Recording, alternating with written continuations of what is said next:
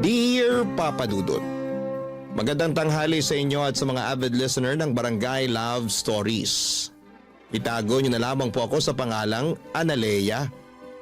35 years old at nakatira sa Quezon City. Nadiskubre ko ang programa ninyo noong sinuggest ito sa akin ng kaibigan at dati kong kaopisina na mahilig makinig ng mga love stories sa radyo. Sinabi rin niya na subukan kong sumulat sa inyong istasyon, Papa Dudut, para ibahagi ang kwento ng buhay ko. Gusto ko rin humingi ng payo sa mga kabarangay natin kung ano ang mabuti kong gawin sa sitwasyon ko. Magsisimula ang lahat taong 2023 nang makilala ko ang partner kong si Jimbo. Nagtatrabaho ako noon sa isang private company sa Quezon City bilang data analyst. Katrabaho ko si Jimbo at mas bata sa akin ng 6 na taon. Bali 27 years old siya noon samantalang 33 na ako. That time may 6 na buwan na akong hiwalay sa long-time boyfriend at live-in partner ko for 10 years dahil sa cheating issue niya. Wala kaming anak, bagay na pinanghihinayangan ko. Lalo nang tumanda na ako. Gustong gusto ko nang magka-baby at tiwala naman ako na kahit nawala na ang dati kong partner sa buhay ko ay may tataguyod ko pa rin mag-isa ang aming anak. Kaso hindi kami nakabuo dahil may problema siya. Tapos nung nakilala ko si Jimbo na bagong pasok sa amin, bilang messenger ay naging close kami kaagad. Kahit na mas mataas ang posisyon ko sa kanya sa trabaho at mas matanda ako ay hindi yun naging hadlang upang ma-develop ang feelings namin sa isa't isa. Fast forward. Naging kami at makalipas lang ng 2 linggo ay kapwa kami na sorpresa.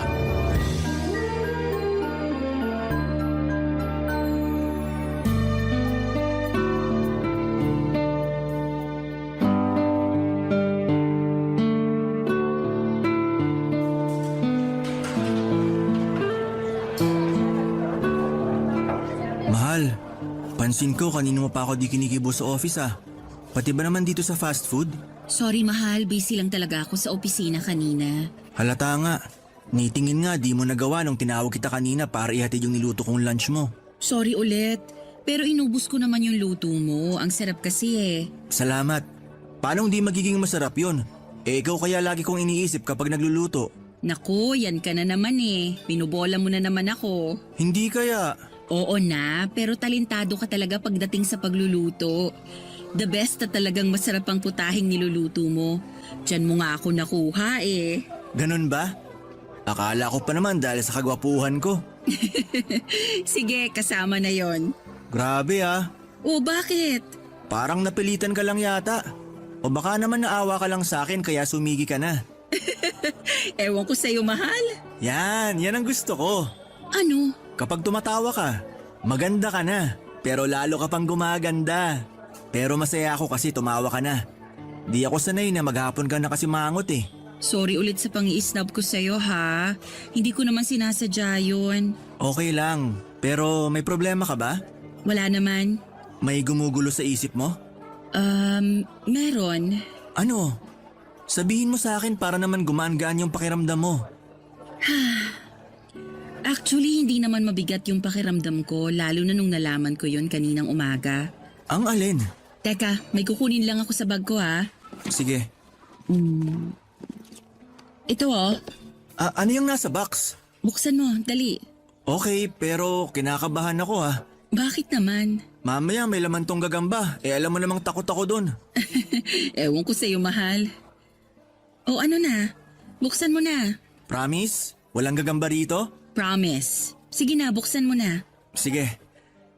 Ano kaya laman ito? Pregnancy test? Oo. Tignan mo. Hala, 2 guhit. Ibig sabihin, buntis ka? Oo, buntis nga ako. Kaninang umaga ko lang nalaman kasi ilang araw na akong delay sa menstruation ko. Kaya nag-PT na ako para makasigurado. Tapos ayan agad yung lumabas. In fact, inulit ko pa nga para sure talaga tapos pareho lang yung result. 2 guhit. Ibig sabihin positive. Magkaka-baby na tayo. Hindi ko alam yung sasabihin. Basta masaya ako at excited na maging tatay. Alam mo naman na matagal ko nang gustong magka-baby, di ba?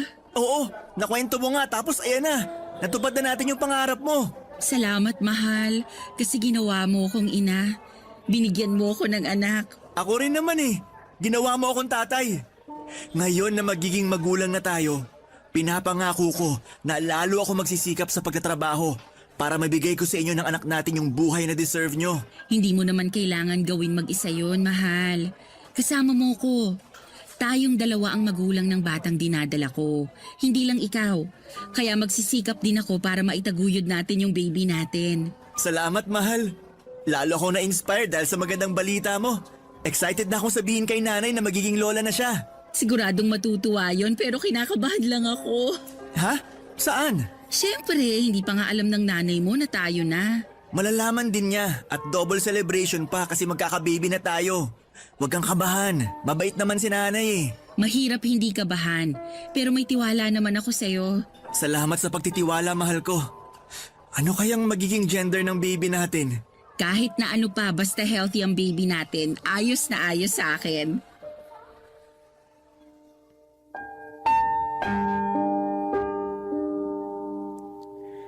Papadudot tuwang-tuwa kami ni Jimbo dahil magkakaanak na kami. Ang tagal kong hinintay na magka-baby kaya ganoon na lamang ang excitement na nararamdaman ko ng panahong yon. Sa wakas ay mararanasan ko ng maging nanay. Alam ko naman na makakaya kong itaguyod mag-isa ang magiging anak namin. Pero maswerte pa rin ako na nagkaroon ako ng partner sa katauhan ni Jimbo.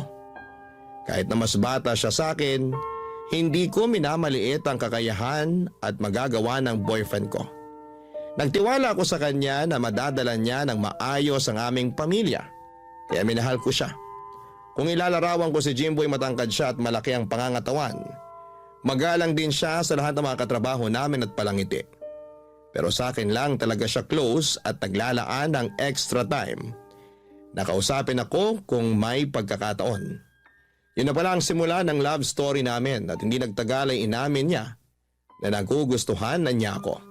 Kahit na walang katiyakan kung maibabalik ko raw ba ang nararamdaman niya dahil sa malayong pagitan ng edad namin. Pero wala naman sa akin yon, lalo at gusto ko na rin siya ng mga panahong yon. At nung nalaman kong buntis nga ako ay lalo kaming naging malapit sa isa't isa ng boyfriend ko. Isang araw ay nag-decide siyang ipakilala na ako sa kanyang nag-iisang magulang, ang nanay niya.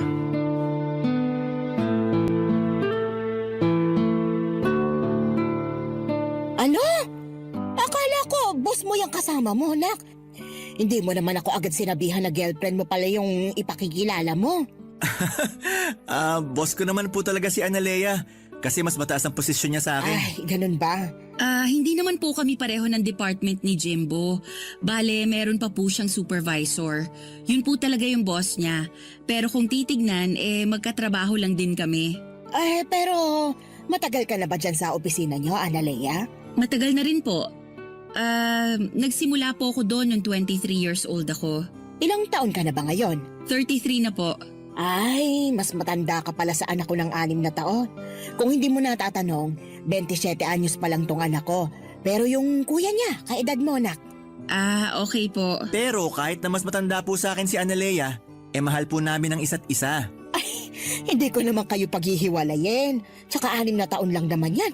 Yung iba nga, 10 pataas yung pagitan ng mga edad, wala namang problema. Tsaka nasa tamang edad na kayo, lalo ka na anak. Salamat po, Nay. Sabi sa'yo, mabait nanay ko eh. Oo nga. Grabe ka naman sa akin, Jimbo. Palagay mo sa akin, katulad ng mga kontrabidang nanay na napapanood ko sa mga palabas sa TV. Hindi naman po. Tsaka alam ko po na mabait kayo kaya binida ko na po kayo kay Analea. Dapat lang, kasi mabait naman talaga ako. Matanong ko lang kung gaano na ba kayo katagal simula nung maging kayo? Ang totoo, 2 linggo mahigit pa lang po. Pero may isa pa po kaming sasabihin sa inyo. Ha? Ano yun? Promise, wag po kayong mabibigla ah. Depende kung sasabihin mong may ginawa kayong krimen ng girlfriend mo. Nay naman eh. Joke lang, ikaw naman di ka na mabiro. Ano ba yung isa nyo pang sasabihin? Mahal, ikaw ba magsasabi o ako na? Ikaw na. Ang tagal naman, ano ba kasi yun? Magkakaanak na po kami. Ano ka mo? Ulitin mo nga, baka ako'y nabibingi lang. Sabi ko po, magkakaanak na kami ni Analea. Ay, Santisima, ang bilis naman yata. Masyado po kasing mainit sa kama si... Uy, wag mo nang ikwento sa nanay mo. Tignan mo, nagulat na nga siya. Sorry, mahal. Sinong hindi magugulat kapapakilala mo pa lang sa akin yung girlfriend mo tapos sasabihin mong buntis na siya agad? Di ba sabi nyo nasa tamang edad na rin kami? Lalo na po ako? Sinabi ko nga, pero hindi ko pa rin mapigilang mag-alala. Para sa akin bata ka pa para maging tatay, nak. Hindi na po ako bata. 27 na po ako. Yung mga kababata ko nga, may anak na kahit 23 years old pa lang sila nun. Sa bagay, ama ka rin naman. Kaya wag na po kayong mag-alala. Kasi alam ko sa sarili ko na handa na akong maging tatay. Tama rin naman dahil wala ka nang magagawa lalo magkakababy na pala kayo. Pero congrats sa inyong dalawa. Hindi nyo naman sinabi agad na magiging lola na ako di sana nakapagpakulay na ako ng buhok. Ano pong kinalaman nun sa pagbubuntis ko? Pampaswerte lang. Kung di mo natatanong, mahilig maniwala si nanay sa kung ano-anong sabi-sabi. Hindi ba pwedeng magpaganda ako para pag nagpicture tayo mamaya at pinost ko sa Facebook ko maganda ang nanay mo? Siyempre, good news yung pagbubuntis ni Analea. Blessing yung baby nyo. Kaya dapat nakapag-ayos-ayos ako noon. Para naman pag nakita ng mga friend ko sa Facebook, pusuan nila. Hindi nyo naman po kilala yung friend nyo online. Kahit na. Huwag ka na nga ang kontrabida dyan. Pahipo nga ng tiyan mo, Analea. Baka swertehin ako sa badyong mamaya. Papadudot aminado akong nagulat nang magkakilala na kami ng nanay ng boyfriend ko. Mabait naman siya for my likings at ayos namang kausap. Pero hindi ako sanay sa pagiging maalaga at maalalahanin niya sa akin at sa magiging anak namin ng boyfriend ko. Lumaki kasi ako na walang kinamulatang nanay matapos nitong mamatay ng maaga. Wala na rin akong tatay dahil mas pinili nitong makisama sa ibang babae matapos akong iwan at ipagkatiwala sa lola ko. Hindi rin naman kami close ni lola pero thankful ako kasi inalagaan at pinaaral niya pa rin ako sa tulong ng iba ko pang tiyuhin at tiyahin na nasa abroad. Simula noong mamatay ang lola ko pagka-graduate ko ng college ay namuhay na lamang ako mag-isa. Doon ko nakilala ang ex-boyfriend ko hanggang sa magkahiwalay din kami matapos ang 10 taong pagsasama. Kaya hindi talaga ako sanay sa pagiging clingy ng nanay ni Jimbo. Pero hindi ko na lang pinahalata sa kanya ang pagkailang ko lalo na unang beses pa lang naming nagkita at nagkakilala noon. Ayoko rin naman na may masabi siya sa akin kaya pinakisamahan ko na lamang siya, Papa Dudut. Barangay Love Stories. Barangay Love Stories. Papa Dudut, dahil first baby ko ang dinadala ko ay kabado at todo ingat ako sa aking pagbubuntis. Kahit sinabi naman sa akin ng OB ko na hindi masela ng pagdadalang tao ko kahit na may edad na ako, ay nagkusa pa rin ako na mag-ingat at alagaan ang aking sarili. Ayoko kasing may pagsisihan lalo na at anak ko ang pinag-uusapan dito. Bukod doon ay matagal ko ring hinihintay na magka-baby kaya hindi ako makakapayag na mawala lang siya sa akin o kunin sa isang iglap. Kaya nga ginawa namin ni Jimbo ang lahat para maging magaan at maayos ang pagbubuntis ko. Nang mga panahong yon ay umuwi ako sa nirerentahan kong apartment sa Cainta, Rizal. Madalas ay nagmomotor lamang ako dahil yun naman ang usong transportasyon para mabilis makapagbiyahe. Okay lang naman pero malayo kasi ang inuuwian ko sa trabaho kaya nakakapagod at nakakangalay sa likod. Wala akong sasakyan dahil hindi praktikal sa akin ang kumuha. Pero noong nabuntis ako ay pareho kaming nag-alala ni Jimbo sa biyahe ko. At doon na nga niya ako kinausap dahil meron siyang plano.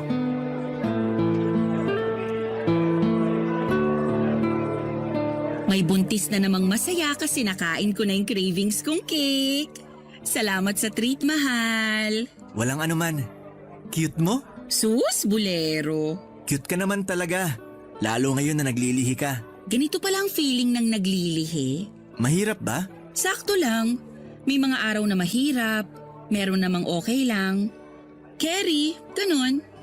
Pero kaninang umaga pagising ko, sabi ko sa sarili ko gusto ko kumain ng cake. Kaya lang ayoko naman ng mga nabibili lang sa mga kilalang cake shop. Ang hirap lang kasi hindi ko alam kung anong eksaktong cake yung gusto kong kainin. Maghapon yun. Buti na lang naisipan mo kong dalhin sa cafe na to. Tapos sakto, nakita ko nga yung cake na gusto kong kainin. Matagal na kitang gusto dalhin dito kasi mahilig ka sa kape, di ba? Oo, Okay lang daw ba sa buntis na magkape? okay lang naman sabi ng ubi ko pero wag palagi. Hindi naman maselan pagbubuntis ko kaya nagpapasalamat ako sa Diyos. Siyempre, alam mo na, risky na talaga lalo pag mga gantong edad ng babae. Yun nga yung napag-usapan namin ni nanay kagabi, mahal. Ano yun? Na kahit di naman maselan yung pagbubuntis mo, mahirap pa rin na sumugal. Nag-iingat naman ako mahal. Hindi mo kailangan mag-alala sa akin. Alam ko pero mahirap di mag-alala. Lalo na kapag bumabiyahe ka papunta at pauwi sa inyo. Grabe yung kaba ko kapag hindi kita nahahatid kasi may kailangan akong i-overtime. Di kayo mawala ng anak natin sa isip ko. Naiintindihan naman kita. Pero matagal ko na rin namang ginagawa yung pagmumotor pa uwi. Simula pa nung nag-pandemic. Para sa akin, mas mabilis ang biyahe at mas praktikal kaysa jeep. Saka maliit pa naman tong tiyan ko. Pwede pa akong umangkas sa motorsiklo. Kaya lang mahihirapan ka na pag lumaki na yung tiyan mo. Pwede naman akong mag-UV na lang. Hindi naman talaga problema yung biyahe. Yung inuuwian ko lang kasi sa Rizal pa yun. Malayo-layo rin. Kaya nga naisip namin ni nanay na tumira ka na lang sa bahay. Ha? Tumira sa bahay nyo? Oo, para magkasama na tayo at lalo kitang mabantayan. Tsaka mas malapit yung bahay namin sa trabaho natin since pareho lang naman na nasa Quezon City.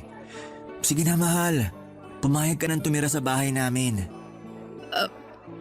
Sigurado ka ba talagang ayos lang sa nanay mo? Kasi baka sanay siya na kayong dalawa lang sa bahay nyo simula nung bumukod yung mga kuya mo. Oo naman, siguradong sigurado. Tsaka si nanay pa nga ang nagsuggest nun eh. Gusto ka rin daw niyang makasama sa bahay at mabantayan yung pagbubuntis mo. Okay, pero parang ako naman yata ang maninibago. Mabait naman si nanay. Tsaka huwag kang mag-alala kasi may privacy tayo sa bahay. May sarili naman akong kwarto eh. Ang gusto ko lang naman maging safe kayo ng baby natin. Pag doon na kayo sa bahay tumira, pwede kong gamitin yung tricycle namin. Yung nasa garahe nyo? Oo, pundar pa yun ng tatay namin. May kalumaan pero maayos pa naman yung makina. Tsaka wala namang gumagamit nun kasi may motor naman ako. Aayusin ko na lang para mas maging komportable ka. Kaya sana pumayag ka na. Kung lilipat kasi ako sa inyo, kailangan kong kausapin yung landlord ko. Saka yung mga gamit ko sa apartment, paano natin hahakutin? Huwag kang mag-alala, ako nang bahala dyan. Basta pumayag ka lang. Pwede bang pag-isipan ko muna? Oo naman. Basta sabihan mo lang ako sa magiging desisyon mo. Huwag kang mag-alala, sasabihan talaga kita. Saka bigyan mo lang muna ako ng ilang araw para mag-isip. Medyo nabigla kasi ako eh. At saka malaking desisyon talaga yung gagawin ko sakaling lumipat ako sa inyo. Alam ko naman na mabait ang nanay mo, pero kailangan ko pa rin mag-isip. Naiintindihan ko naman. Kaya nga ayos lang sa akin na bigyan ka ng ilang araw. Thank you, mahal. Sobrang na-appreciate ko ang pagiging maunawain mo. Na-appreciate ko naman ang gustong mangyari ng boyfriend ko nang sabihin niyang tumira ako sa bahay nila kasama ang nanay niya. Nasa Quezon City lang din kasi sila nakatira at hindi hamak na mas malapit kesa sa inuwian ko sa Cainta, Rizal.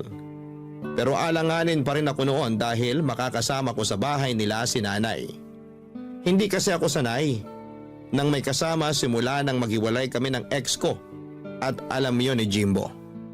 Pero alam ko na hindi na lamang sarili ko ang dapat kong isipin. Lalo na may buhay na sa sinapupunan ko. Kaya ginawa ko ang makakabuti para sa anak namin matapos kong pumayag na lumipat sa bahay nila Jimbo sa Quezon City.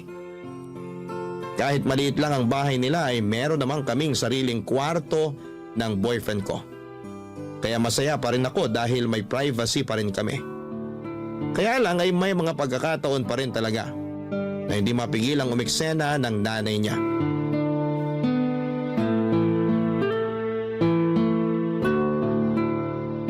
Grabe, Nay!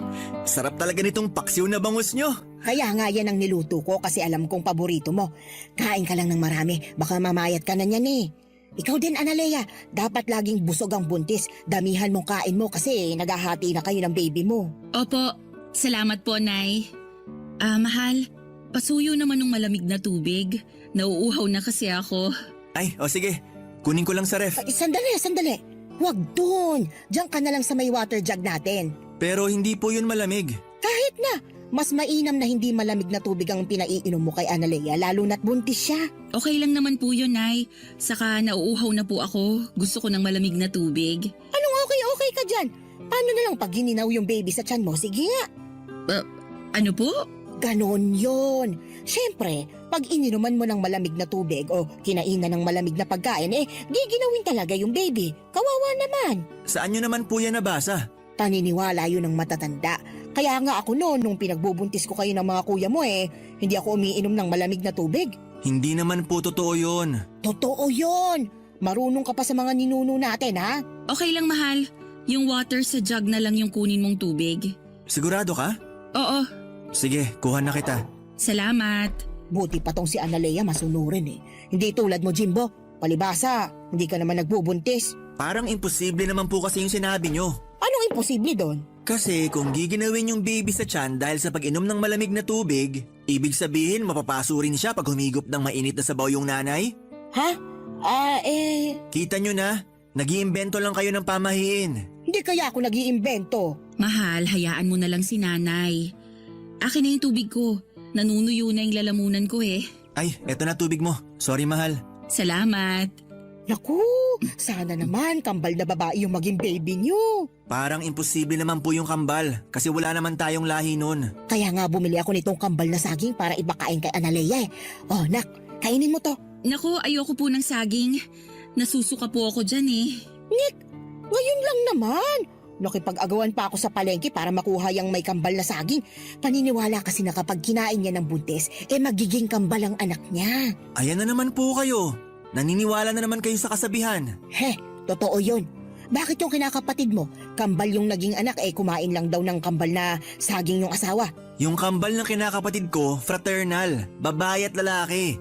Ibig sabihin na mamana yon, lalo na sa lahi nila. Pero may kakilala ko, kambal na babae yung anak pagkatapos kumain ng kambal saging.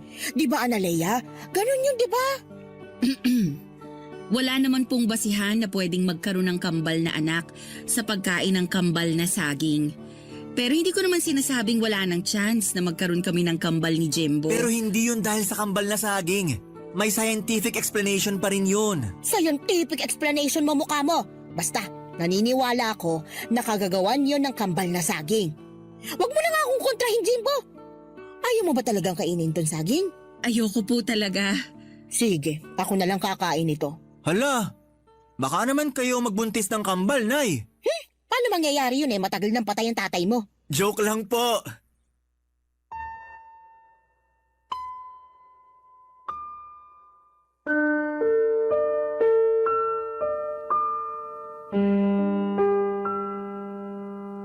Papadudot nire-respeto ko ang nanay ng boyfriend ko dahil magulang niya yon. Pero may mga pagkakataon na hindi ko mapigilang mainis sa mga ginagawa at sinasabi niya sa akin at sa pagbubuntis ko. Marami siyang sinasabi na hindi ko maintindihan dahil hindi naman makatotohanan. Mapapaniwalain din kasi si nanay sa mga sabi-sabi at lagi niyang katuwiran pinagdaanan na niyang magbuntis at manganak noon kaya dapat ay makinig ako sa kanya. Hindi ko naman binabaliwala mga payo niya sa akin. May iba naman kasi doon na useful pero ako mismo ay inaaral ko rin naman kung paano magbuntis ng tama at maging nanay. Kaya lang madalas ay baliwalain ni nanay ang mga effort ko at sinasabi niyang dapat mas pakinggan ko siya kasi papunta pa lang daw ako ay nakabalik na siya. Doon na ako nagsimulang magkaroon ng problema sa pagsasama namin sa isang bubong ng nanay ng boyfriend ko. Barangay Love Stories. Barangay Love Stories. Papadudot na sa 6 na buwan na ako noon sa pagbubuntis ko at nalaman na namin ang gender ng anak namin. Lalaki ang panganay namin kaya masayang masaya ako. Pero hindi ganon ang nararamdaman ng nanay ni Jimbo dahil gusto raw niya ng kambal na babae. Puro kasi lalaki ang mga anak niya kaya pinagdasal daw niya sa lahat ng santo na sana'y kambal na babae ang maging anak ko. Sinisisi niya rin ako kasi hindi ko raw kinain yung kambal na saging na pinakakain niya sa akin noon. Sa kabila ng lahat ay unti-unti na lang tinanggap ni nanay ang magiging apo niya. Pero ilang buwan din bago nangyari yon. Puro kasi siya parinig sa akin na hindi ko raw sinusunod ang mga sinasabi niya para maging kambal na babae ang anak ko. Sa pikon ko minsan ko na siyang sinagot na sa anak niya galing ang genes na nagbibigay ng gender sa babae. Siyempre hindi siya naniwala doon dahil ako naman daw ang nanay at may matres sa aming dalawa ni Jimbo. Hinayaan ko na lamang siya kung yon ang paniniwala niya dahil na-realize ko na mas mahirap turuan ang matatanda kaysa bata. Dumating ang kabuwanan ko at patuloy pa rin si nanay sa pang-iinis sa akin.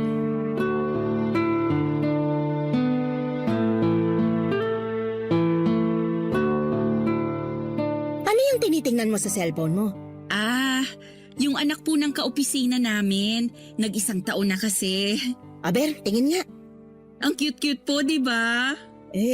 Parang hindi naman masyadong cute.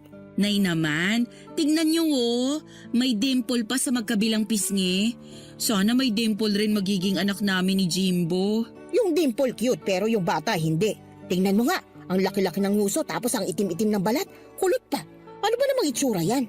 May lahi po kasi yung tatay, kaya naman na doon yung kulay ng balat. Ay, kaya naman pala pangit.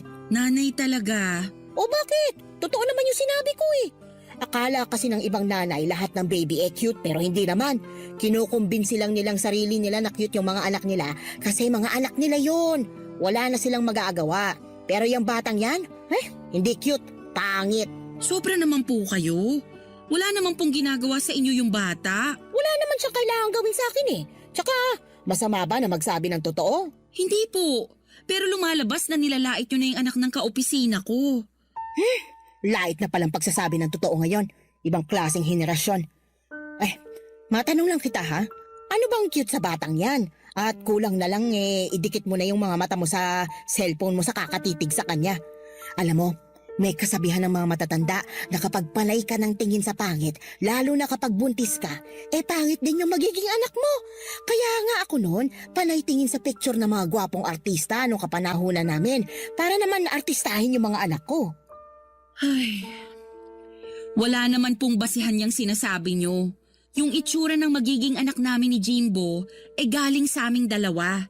Pwedeng kamukha ko, pwedeng kamukha ni Jimbo, pwedeng hati kami. Saka kahit ano pa ang maging itsura ng anak namin, hindi namin siya tatawaging pangit. Diyan ka magaling sa pagsagot-sagot sa akin. Naligo lang ako, narinig ko na kayo nagtatalo ni Analea, Nay. Anong nagtatalo? Nag-uusap lang kami nitong kinakasama mo. Ano pong pinag-uusapan nyo? Pinagsasabihan ko lang naman siya na panay titig siya dyan sa picture ng anak ng kaopisina nyo. Ang pangit-pangit na bata. Oho, sobra naman kayo makapanlait. Walang pangit na bata. Ay, mayroon. Hindi ba kayo marunong tumingin? Marunong po. Kaya nga kako kay Analea, huwag pagduldulan ng mga mata sa picture ng pangit na batang yon. Kasi baka maging kamukha ng anak ninyo. Paniniwala yun ng mga matatanda noon. Sige ka, magkakaroon ka ng anak na hindi mo kamukha kasi pangit. Nay, sumusobra na po kayo Hindi po magiging pangit ang anak namin ni Jimbo. Sa awa ng Diyos, normal ang baby namin. Walang kapansanan base sa ultrasound. Pero kahit na ano pang maging itsura niya, naniniwala akong hindi siya magiging pangit. Hindi rin naman pangit yung anak ng kaopisina namin. Kayo lang yung nagpapapangit dun sa bata kasi pangit yung ugali nyo. Ano sabi mo? Abay, napakabastos mo Tama naman po si Analea. Sa lagay, mas kinakampihan mo pa yung babaeng yan kaysa sa akin na nanay mo? Ano klaseng anak ka? Hindi naman po kasi tama namang husga. Lalo na ng inosenteng bata. Tsaka masyado na kayong nilalamon ng mga pinaniniwalaan nyo na wala namang basihan. 2023 na po. Hindi na to panahon ng kopong-kopong. Ewan ko sa'yo. Marunong pa kayo sa akin? Pwede bang mamaya na kayo mag-aaway? Ha? Pati ba naman pag-aaway namin may schedule pa? Manganganak na yata ako, Day. Mamaya na kayo mag-aaway ni Jimbo kasi ang sakit-sakit na talaga. Hala, teka. Dadali na kita sa ospital, mahal. Papadudot mabilis akong sinugod ni Jimbo sa ospital at na-admit na nga ako para manganak. Buti na lang at safe ang baby namin dahil baka hindi ko mapatawad ang nanay niya sa pang-i-stress sa akin. Ang tagal ko rin nagtimpi na huwag siyang masagot-sagot dahil nga sa ginagalang ko pa rin siya. Pero noong araw bago ako manganak ay punong-puno na ako sa kanya plus sobrang sakit pa ng balakang, likod at puson ko dahil nagle-labor na pala ako. Lumipas ang 6 na buwan ay nagkasundo naman kami ni nanay matapos pumagitna sa amin si Jimbo. Kinausap din niya ang nanay niya kaya himalang bumait ang pakikitungo nito sa akin. Masaya na rin naman ako dahil close siya sa baby boy namin at nagbobolontaryo pang mag-alaga sa anak namin lalo noong bumalik na ako sa trabaho. Kahit nakabado ako kasi ayokong ipagkatiwala kanino man ang baby ko, ay nagtiwala pa rin ako sa biyanang kong hilaw katulad ng pakiusap sa akin ni Jimbo. Kaya lang isang hapon habang nasa trabaho kami ni Jimbo, ay biglang tumawag sa akin si nanay kasi iyak daw ng iyak ang anak ko at hindi niya mapatigil. Sa alala ko ay nagpa-undertime ako at umuwi na sa bahay namin. Naabutan ko ang iyak ng iyak ang anak ko at takot na takot ako kasi para siyang hindi makahinga. Agad kong dinala sa pedya ang bata at doon ko natuklasan na may tonsillitis siya. Naiyak na lamang ako nang malaman yon at agad na tinawagan si Jimbo para sunduin kami sa klinik. Paggawi sa bahay ay kinompronta ko si nanay.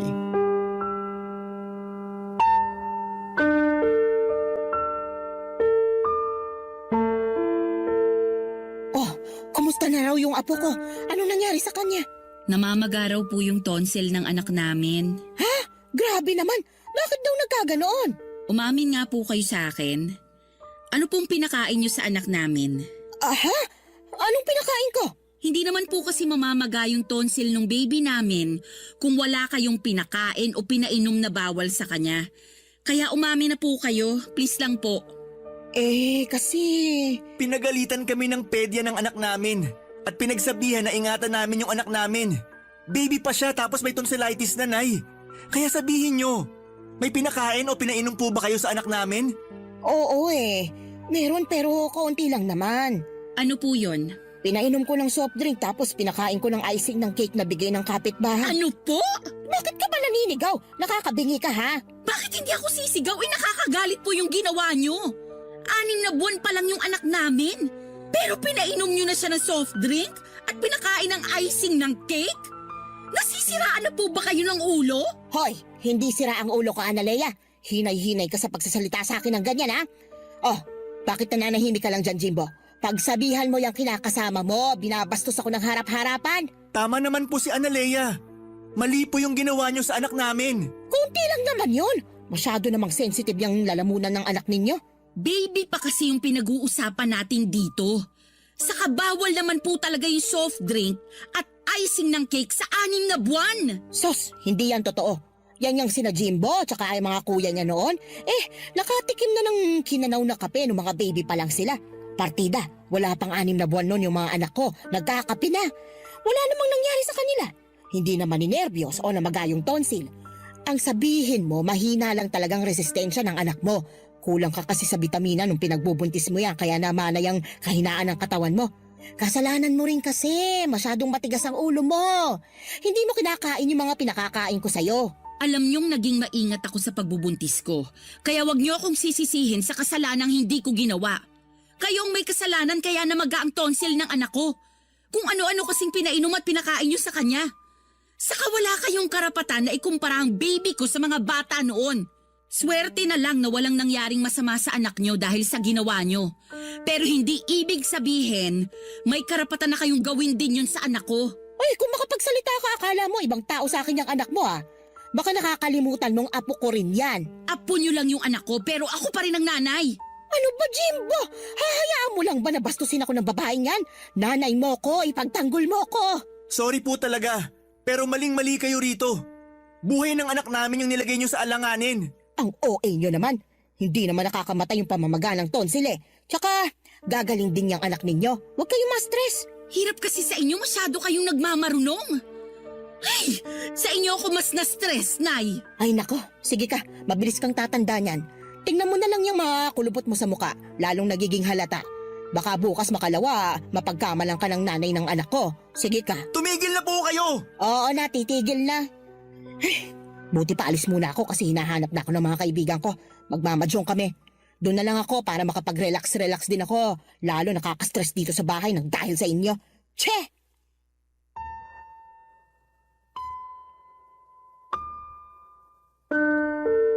Papadudot pag-alis ng nanay ni Jimbo ay napahagulhol ako ng iyak. Halo-halong lungkot, takot, pagkadismaya at galit na kasi ang naramdaman ko na mga panahong yon. Naiyak din si Jimbo pero inalo niya pa rin ako. Nagsorry siya dahil sa pagiging pabaya ng nanay niya at sa hindi nito pag-ako sa kasalanang nagawa. Pero hindi nabawasan noon ang galit ko kay nanay. Umakto lang na parang walang nangyari ang biyanang kong hilaw pero pinaramdam ko na wala akong tiwala sa kanya pagdating sa anak namin. Doon ko na naisipang mag-resign sa pinagtatrabahuhan ko upang mabantayan at maalagaan ang baby namin ni Jimbo. Pilit ko pa rin pinakikisamahan ng nanay ng kinakasama ko pero sa loob-loob ko ay gustong-gusto ko nang bumukod kami. Nung kinausap ko naman si Jimbo ay nag-alangan siyang iwanan ang nanay niya dahil mag-isa na lamang ito sa buhay at bahay nila. Bukod doon ay may maintenance na itong gamot sa high blood na lagi niyang pinapaalala. Kaya nga gano'n na lamang ang tampo ko kay Jimbo pero pilit ko pa rin namang tinimbang ang sitwasyon. Baka maging konsensya ko pa kung may mangyaring masama sa biyanang kong hilaw. Sana mapayuhan ako ng mga kabarangay natin, Papa Dudut. Aminado ako na may mga gabi na naiisip kong umalis na lamang kami ng anak ko sa poder ni na Jimbo at magpakalayo-layo. Pero mahal ko ang kinakasama ko kaya naguguluhan ako sa kung ano ang pwede kong gawin. Maraming salamat po sakaling mapili ninyong i-area ang istorya ng buhay ko. God bless sa Barangay Love Stories and more power sa inyong istasyon. Ang inyong forever kapuso at kabarangay, Analea. Dear Papa Dudut, magandang araw po sa inyo, Papa Dudut. Ako nga pala si Dado, isang simpleng lalaki na nagtatrabaho bilang tendero ng fishball dito sa masikip na kalsada ng Quiapo. Diosdado talaga ang tunay kong pangalan. Ewan ko ba, makaluma ata ang mga magulang ko kaya kahit pwede na sana nila akong bigyan ng medyo modernong pangalan, ay hindi nila inabala pa mga kapuso. Gusto ko pong ibahagi sa inyo ang kwento ko. Simple, puno ng hamon pero hitik sa pagmamahal at pag-asa. Ang lahat ng ito, Papa Dudut, ay dahil kay Kulin, ang babaeng mahal ko. Pareho kaming taga Laguna at kahit na hindi marangya ang buhay sa probinsya ay kontento na ako basta't magkasama kami. Pero nang sabihin niyang pupunta siya sa Maynila para magtrabaho bilang kasambahay, para bang gumulo ang mundo ko. Hirap na hirap akong tanggapin na malalayo siya sa akin. Kakatapos lang ng COVID noon at gusto kong pigilan siya. Pero alam kong hindi tama at pangarap niya yon at sino ba ako para hadlangan. Habang naiwan akong mag-isa sa probinsya ay doon ko naramdaman kung gaano siya kahalaga sa buhay ko. Araw-araw iniisip ko kung ano ang paraan ang pwede kong gawin para makita siya ulit. Kaya nang dumating ang kababayan namin na si Manong at inalok ako magtinda ng fishball at ibang pagkain kalye sa Maynila ay hindi na ako nagdalawang isip pa. Iniwan ko ang pamilya ko sa Laguna, dala ang kaunting gamit at malaking pangarap na mapalapit kay Kulin.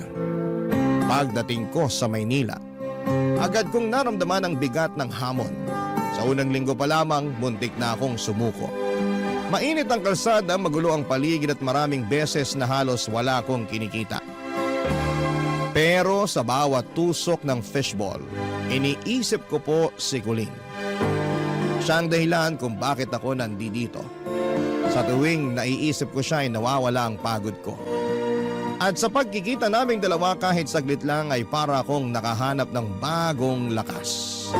Yung ngiti niya, Papa Dudut, ay parang sinasabi sa akin na sulit ang lahat ng hirap. Minsan naiisip kong mahirap, pero sa puso ko, mas nangingibabaw ang pangarap kong maging sapat para sa kanya. Gusto kong bigyan siya, Papa Dudut, ng mas magandang buhay. Gusto kong patunayan na kahit simpleng tendero lamang ako ng fishball, ay kaya kong maging lalaki na maipagmamalaki niya balang araw. Yun ang nasa isipan ko parate. Papadudot si Colleen ang inspirasyon ko at sa bawat init ng mantika tagaktak ng pawis ay iniisip ko ang araw na hindi na namin kailangang maghiwalay. Pangarap kong maging katuwang niya sa buhay. At alam kong darating din ang tamang panahon. Ang lahat ng sakripisyo ko ay para sa kanya, para sa amin. Kaya naman nung una kong tinuruan na ako ng asawa ni Manong, noong unang araw na yon, si Ma'am Nancy, kung paano ang pagluluto ng fishball at iba pang mga pagkaing kalye at paglalako nito ay hindi ko yon makakalimutan. Sariwa pa ito sa isipan ko. 19 years old lamang ako noon, Papa Dudut.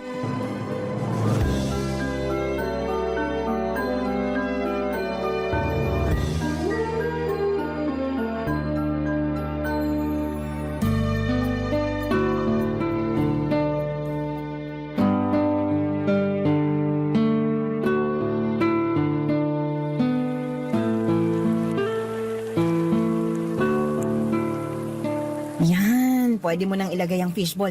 Dahan-dahan lang, Dado, baka matalsikan ka ng mantika. Ganito po ba, ma'am? Tama na po ba ang pagkakasalang? Oo, ganyan nga. Madali lang naman, hindi ba? Opo, madali lang naman po pala. Pero tandaan mo, madali lang yan dito kasi wala ka pa sa ilalim ng init ng araw, Dado. Kailangan mong sanayin ang katawan mo at syempre, ingatan mo rin. Bawal magkasakit. Opo, ma'am. Sisikapin ko po na hindi magkasakit. Tsaka mukhang kakayanin ko naman po yung trabaho ko. Kaya mo nga, pero hindi lang sa init ng araw ka dapat handa. Dapat matutunan mo rin na mag-ingat sa pera. Mahirap ang buhay sa Maynila, Dado. Kailangan matalas ang pakiramdam mo sa mga tao. Maraming mandaraya, maraming gagawa ng paraan para maisahan ka. Opo, ma'am. Nasabi din po sa akin ni Manong yan. Basta po, gagawin ko po ang lahat para hindi po ako magkaproblema. Mabuti naman. Kaya ka kinuha ng manong mo, Dado, dahil naniniwala siyang matinukang tao. Pero lagi mong tatandaan, ang tiwala ay hindi madaling makuha. Pinapahalagahan ito, kaya wag na wag mong sisirain. Makakaasa po kayo sa akin, ma'am. Tandaan mo, sinasabi ko to sa'yo bilang magkababayan kayo ni manong mo. Naalala ko nung kinuwento niya sa akin kung paano siya nagsimula. Nagsumikap talaga siya para marating tong kinatatayuan namin. Dati isang kariton lang ang meron siya hanggang sa dumami. Ang galing nga po niya, ma'am eh. Bilib po ako sa kanya kaya gusto kong gayahin yung determinasyon niya. Alam mo, Dado, naniniwala ako sa kakayahan mo. Wag na wag mo talagang sirain ang tiwala namin, ha? Lalo na pagdating sa pera. Dapat tama ang ireremit mong kita. Oo naman po, ma'am. Mapagkakatiwalaan niyo po ako pagdating dyan. Gusto ko po kasi na kumita ako sa matinong paraan. Kasi kapag nagkaroon na ako ng pamilya, gusto ko po na galing sa malinis na paraan yung ipapakain ko sa mag-iina ko. Tama yan. At sana hindi ka matulad sa ibang tindero namin ng fishball. Iniisahan kami. Pangit po talaga yung ganong ugali ng tao. Kapag yung tao po nang iisa sa trabaho, hindi niya alam na hindi aasenso yung ganong gawain. Basta, malaki ang tiwala namin sa'yo. Salamat po sa tiwalang ibinibigay niyo, ma'am. Gusto ko po magtrabaho ng marangal. Lahat po ng to para kay Colleen. Mabuti naman kung ganon. Sino nga pala si Colleen? Girlfriend ko po. Nandito rin po siya sa Maynila. Talaga? Si Colleen pala ang inspirasyon mo, ha? Opo, ma'am. Pangarap ko po na balang araw, maipakita ko po sa kanya na kinaya ko, na nagtagumpay po ako. Gusto ko po na maging proud siya sa akin. Magandang pangarap yan, Dado. Pero tandaan mo, hindi lang para sa kanyang ginagawa mo. Gawin mo rin to para sa sarili mo. Sa buhay, mahalaga na pinagpapahalagahan mo rin ang sarili mo. Tatandaan ko po yan, ma'am. Basta kapag nakaipon na po ako, pakakasalan ko po agad si Colleen. Mag-ipon ka ng maigi. Saka kapag nagpakasal ka na, yung simple lang. Hindi mo kailangan ng magarbong kasal. Ang importante, mapapakain mo ng maayos ang magiging pamilya mo. At nagsumpaan kayo sa harap ng altar na magsasama habang buhay. Parang kayo lang po ni Manong. Siyempre naman. Ang bait po ni Manong kaya hindi po nakakapagtaka na ang bait nyo rin po. Kaya naging maganda po ang buhay ninyo kasi pareho po kayong mabait. Naku, ginawa talaga namin ang lahat para mapabuti kaming mag-asawa. Hindi lang nga po kayo napabuti, mayaman na po kayo. Ikaw talaga. Blessed lang. Naging matyaga lang talaga ang asawa ko kaya heto, may napala naman. Gusto ko lang po talagang gayahin si Manong para magkaroon po ako ng magandang future. Basta magsumikap ka. Opo, ma'am. Masaya akong makilala at maturuan ka kung paano lutuin ang fishball, Dado. Salamat po. Naisalang ka kaagad sa trabaho. Okay lang naman po yun, ma'am. Wala pong kaso sa akin. Kailangan ko rin po kasi agad na magtrabaho para magkapera. Galingan mo sa pagtitinda. Huwag po kayo mag-alala dyan, ma'am. Gagalingan ko po talaga. Kaya nga raw po ako dinala ni Manong dito kasi nakitaan niya ako ng potensyal. Maniwala po kayo sa akin, ma'am. Hindi ko po kayo ipapahiya. Ay, mabuti naman. Basta lagi mong tandaan ang pinapaalala ko sa'yo, ha? Kailangan mong pagmatyagan ang paligid mo.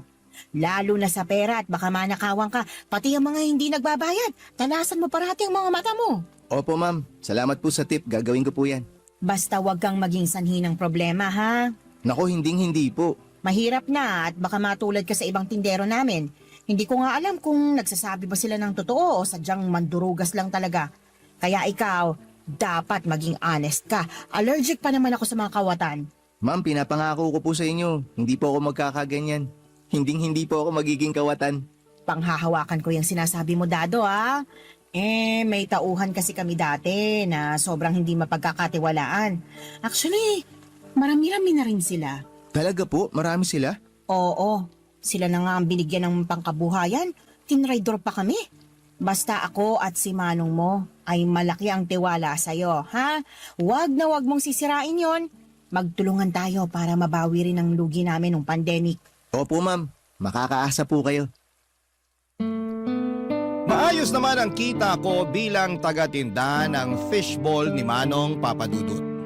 Sapat na para maitawid ko ang pang-araw-araw kong panggastos. May natitira pa para makapag-ipon. Utang na loob ko kay Manong lahat ng natutunan ko sa trabahong ito. Hindi lang siya amo para sa akin kundi parang mentor na rin. Siya ang nagturo kung paano timplahin ang suka, mag-alaga ng suki at kung paano magpatakbo ng maayos na negosyo. Pero nang bigla siyang mawala ay parang gumuho ang mundo ko. 5 buwan pa lamang ako nagtatrabaho sa kanya, paano na yung fishbowlan? Paano na kaming mga umaasa sa kanya? Klarong-klaro pa sa akin ang huling araw na magkasama kami. Masigla pa niyang ikinuwento kung paano mapapalago ang negosyo. Sabi pa niya na balang araw ay baka ako na mismo ang magkaroon ng sariling kariton. Pangahawakan ko ang mga salitang yon, Papadudot, pero kinabukasan ay parang binuhusan ako ng malamig na tubig. Nalaman ko kay Nancy na si Manong ay wala na. Sabi niya na pumanaw na si Manong kagabi para akong binagsakan ng mundo. Wala na ang haligi ng negosyo namin. Wala na ang taong sumusuporta sa akin. Sa lamay ni Manong ay halos walang imikan. Tahimik kaming lahat at parang hindi makapaniwala. Si Nancy, halos hindi ko makausap dahil sa sobrang lungkot. Ramdam ko ang bigat na dinadala niya. Ako naman ay gusto ko magbigay ng lakas ng loob sa kanya. Pero paano? Gusto kong sabihin na gagawin ko ang lahat para hindi bumagsak ang negosyo, pero sa totoo lang, Papadudot, ay hindi ko rin po alam kung paano magsisimula. Pagkalipas ng ilang araw ay ramdam na ramdam ko ang pagkawala ni Manong. Sa bawat tusok ko ng fishball, bumabalik sa isipan ko yung mga payo niya. Na tiyaga lang at puso ay makakaya ko ang lahat. Pero ngayon ay mag-isa na lamang ako. Wala na yung gabay ko. Wala na yung taong nagtutulak sa akin para magpatuloy. Ang masakit pa, Papadudot, ay naapektuhan na rin pati ang mga pangarap ko. Kasama si Colleen sa mga pangarap kong yon. Gusto ko siyang maiahon mula sa pagiging kasambahay at mabigyan ng maayos na buhay. Plano naming mag-ipon para magpakasal at bumuo ng pamilya. Pero sa mga nangyari, hindi ko na alam kung paano ko masisimulan ulit ang lahat, Papadudot. Sobrang bigat. Pero kahit nahihirapan ay pilit kong iniisip na dapat akong tumayo. Hindi ko kayang sayangin ang lahat ng itinuturo sa akin ni Manong noon. Mahirap man ay susubukan kong buuin ang pangarap namin ni Colleen. Alang-alang sa mga pangako ko sa sarili ko.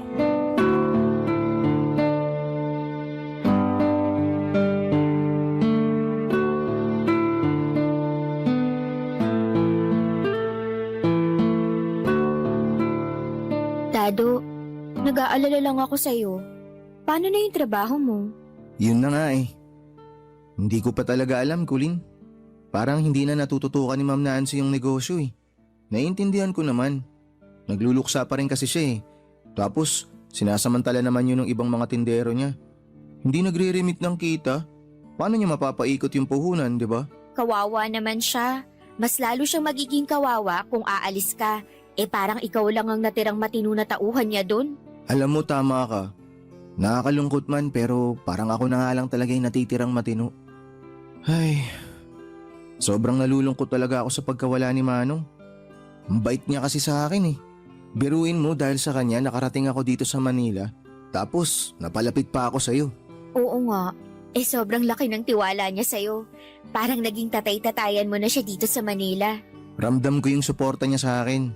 Tsaka yung malasakit niya na gusto niyang mapabuti yung buhay ko dito. Kailangan lang talaga ng sikap at tiyaga. Pero ngayon, para talagang gumuho yung pag-asa ko. Anong gagawin mo? Humanap ka na lang ng ibang trabaho? Ayun na nga. Gusto ko sana, kaso kawawa si Ma'am Nancy.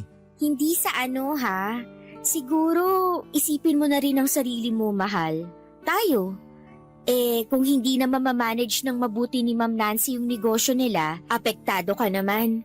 Baka hintayin mo pa na malugi negosyo niya bago ka huminto ah. Alam mo, mahal, tama ka. Dapat maghanap na ako ng ibang trabaho bago pa sila magsara. Ayoko talagang umuwi ng probinsya na hindi ka kasama eh.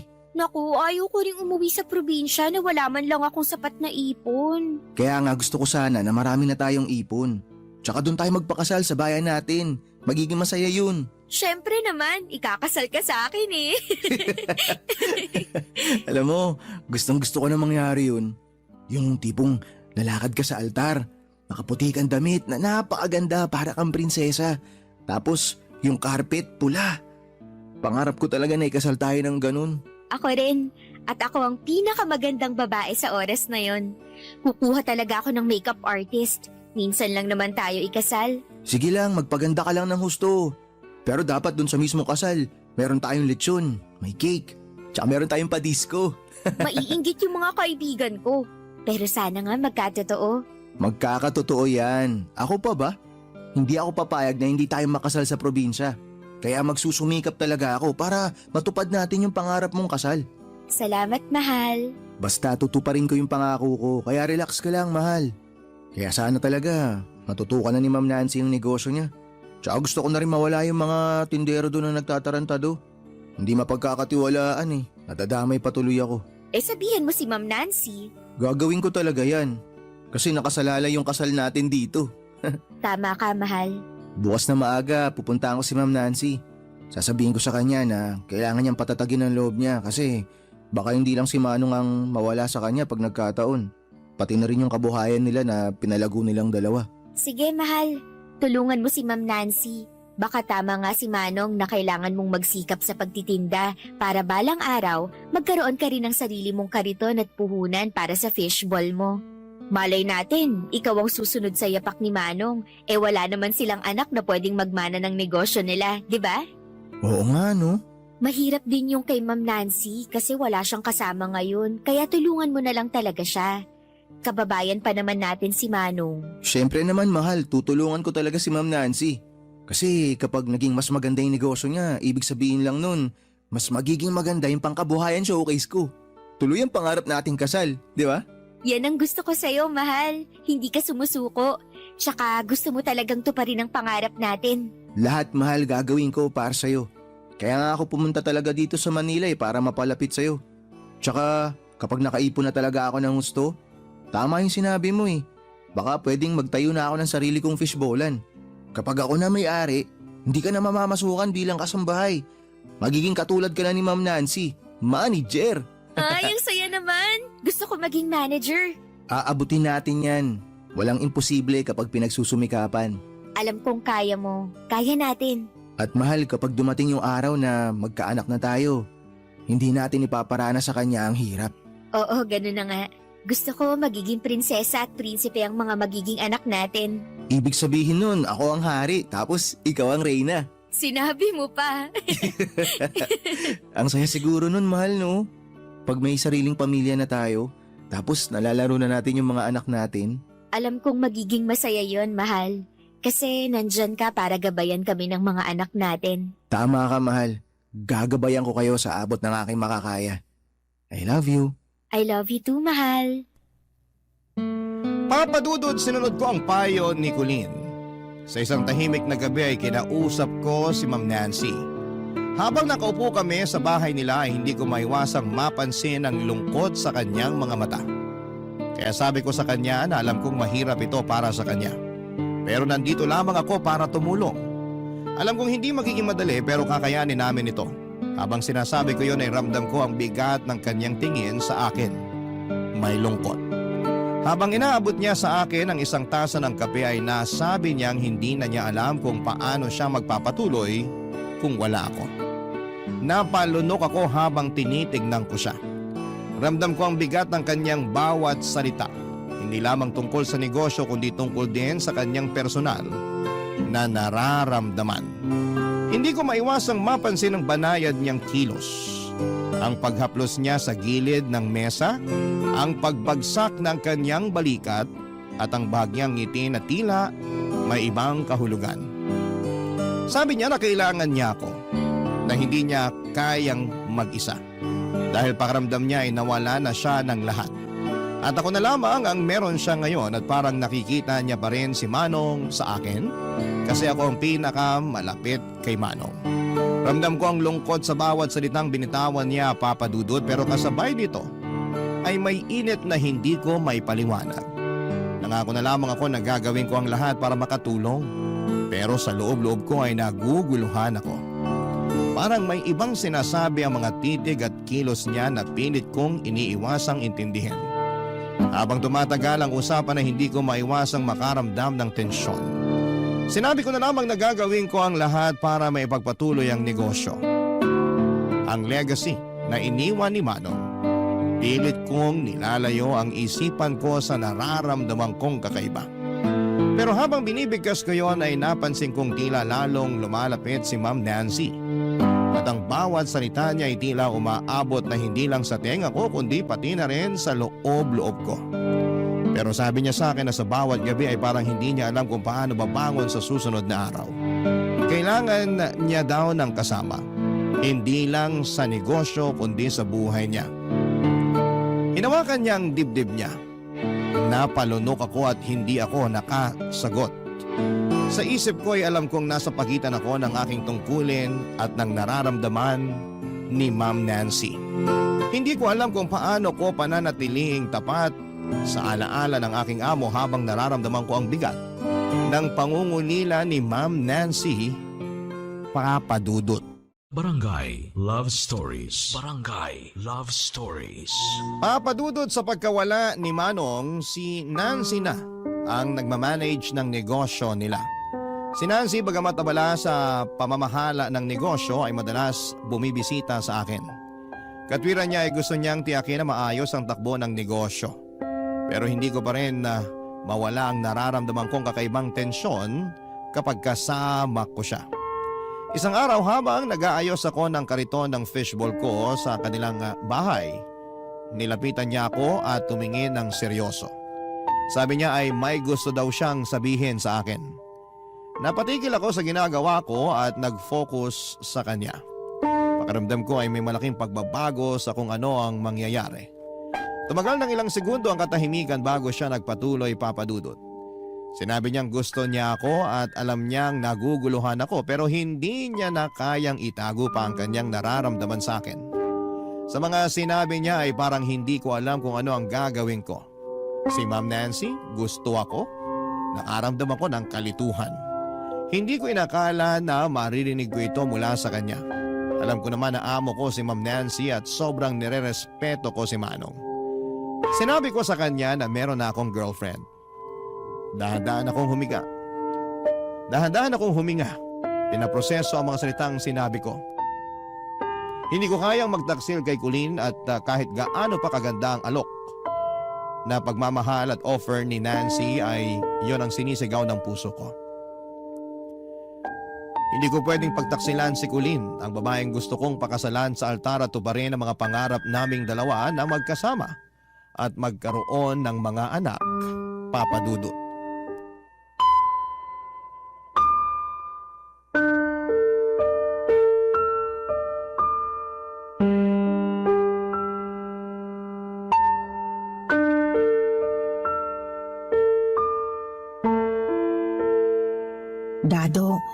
Pwede naman nating isikreto ang lahat ng to. Ma'am, hindi ko po talaga kayang gawin yan. May girlfriend po ako. Ayoko masira yung relasyon namin ni Colleen. Kaya nga wala tayong pagsasabihan. Itatago natin ito. Pasensya na po talaga kayo pero hindi ko po pwedeng isakripisyo yung relasyon namin. Tsaka hindi ko po kayang gawin kay Manong yung ganito. Wala na nga si Manong. Siguro dahil alam niyang mamamatay siya. Kaya kanya dinala sa buhay namin. Ma'am, hindi naman po ako gamit para kung kailan nyo gustuhin pwede nyo makuha. Alam mo, Dado, gusto ko lang na malaman mo na kung tatanggi ka, mawawalan ka ng trabaho. Ha? Ano ho? Seryoso ako. Kung gusto mo pang magtrabaho sa akin, tanggapin mo ang alok ko.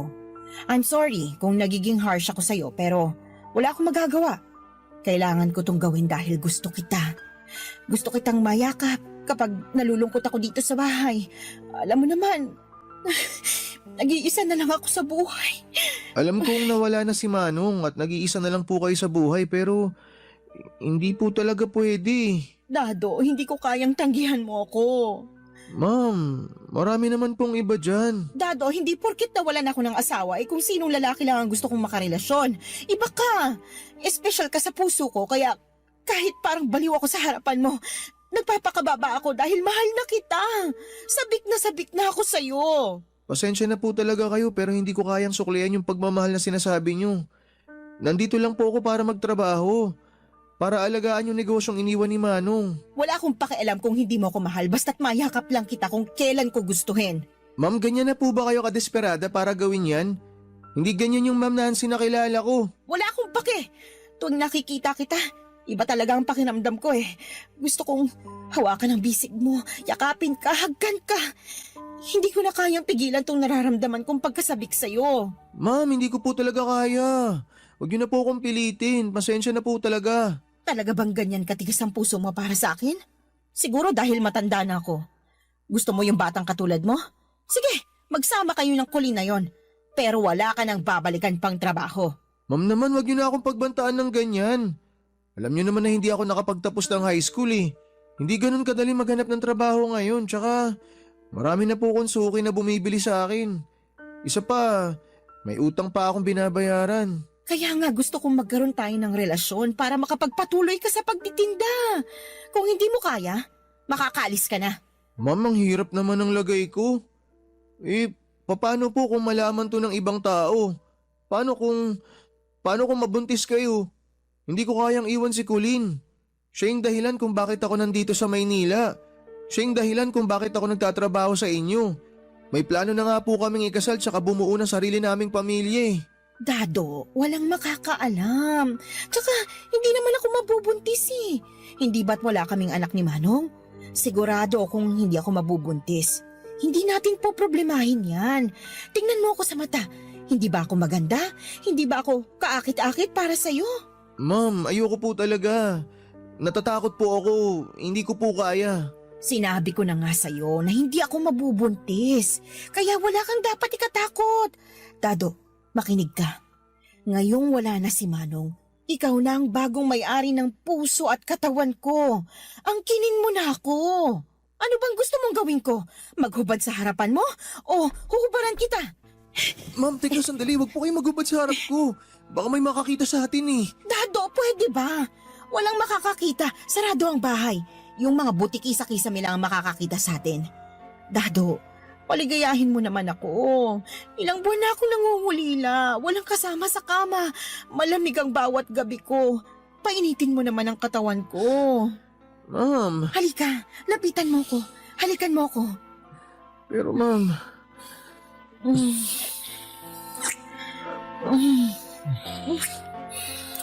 Ang kinin mo ko, Dado.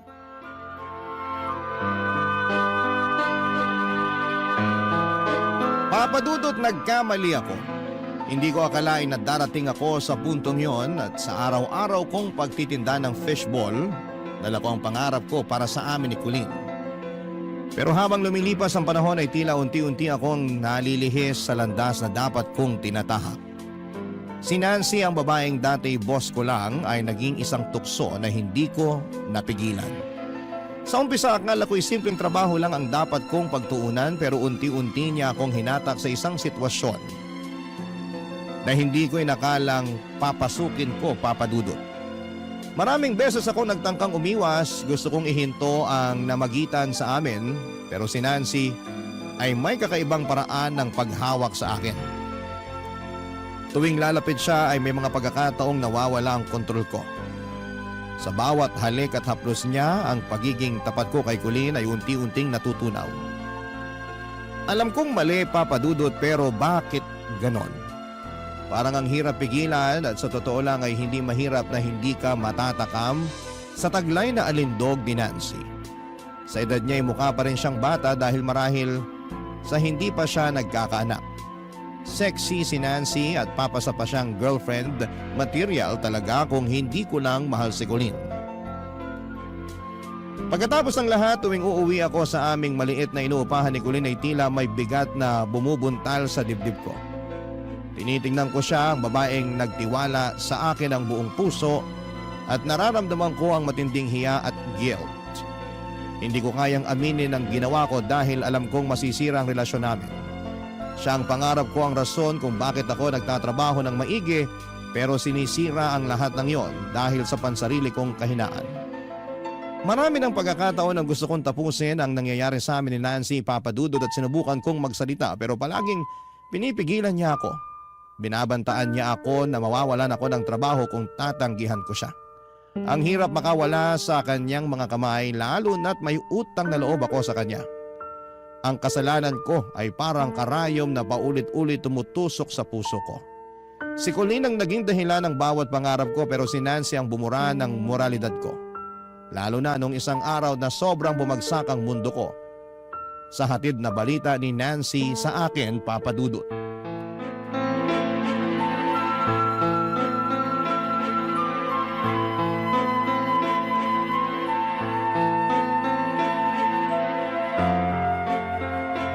Paano nangyari yun? Di ba maingat tayo? Sabihin mo sa akin, Nancy, na hindi totoong buntis ka. Nagawa-gawa mo lang lahat to. Buntis nga ako. Ilang buwan na ako hindi nireregla. Akala ko early menopausal lang pero tinry kong mag-pregnancy test. Ayan ang result. Positive. Buntis ako at ikaw ang ama. Hindi ka pwedeng mabuntis. Hindi pwede to, di ba may usapan tayo? Hindi totoo tong nangyayaring to. Hindi ka pwedeng mabuntis. Sinungaling ka. Eh anong gusto mong mangyari, ipalaglag ko? Hindi ako papayag. Kung di mo gagawin yun, paano ako? Paano kami ni Colleen? Ganyan na lang ba talaga? Sarili mo at yung Colleen na lang parati ang iniisip mo? Pwede mo naman siyang hiwalayan na. Magkakaanak na tayo. Sa atin na tong negosyo, hindi ka na magiging tindero lang ng fishball cart. Tumigil ka. Hindi ko siya ihiwalayan at mas lalong hindi ko gusto yan yung pinagbubuntis mo. May usapan tayo. Tsaka napasok mo pa talaga yung pagiging tindero ko dito? Wala ka na ba ibang masabi? Dado, ang gusto ko lang naman sabihin pwede na tayong magsama na hindi sikreto sa lahat. Buang ka ba? Umpisa pa lang sinabi ko na sa'yo na may girlfriend ako. Ang lagay, hihiwalayan ko si Colleen para lang dyan? Siya ang gusto kong pakasalan. Hindi ikaw kaya hindi kita pananagutan. Nagtatalik tayo. Bumuka ka ako. At ikaw, masaya ka naman habang ginagalaw ako. Huwag mo nga akong bigyan ng rason na pangtanga. Ang sabi mo sa akin, maingat ka, hindi ka mabubuntis. Ang lumalabas, niloko mo ko. Yun naman ang akala ko.